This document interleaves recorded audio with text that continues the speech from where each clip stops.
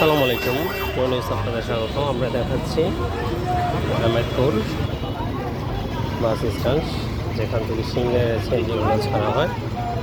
Mercantile bank PLC যেখানে ছিল, এখন মার্কেন্টাইল ব্যাংক পিএলসি এখানে স্থানান্তর করা হয়েছে লালন টাওয়ারের অনেকটা।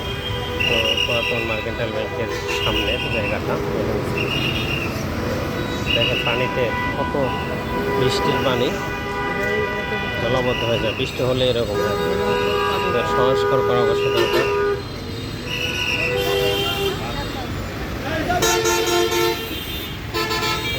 মানুষের দুর্ভোগ, একটা ইন্ডাস্ট্রিয়াল এলাকা, রাস্তাঘাটের এই অবস্থা। তো এই ভিডিও দেখার পর আশা করি সংশ্লিষ্ট কর্মকর্তারা শীঘ্রই সংস্কার করবে, যাতে বৃষ্টির পানি জমে না থাকে, মানুষের দুর্ভোগ বাঁচবে। সবাই ভালো থাকবেন, সুস্থ থাকবেন, সাথে থাকবেন। আহমেদপুর, সাভার, ঢাকা।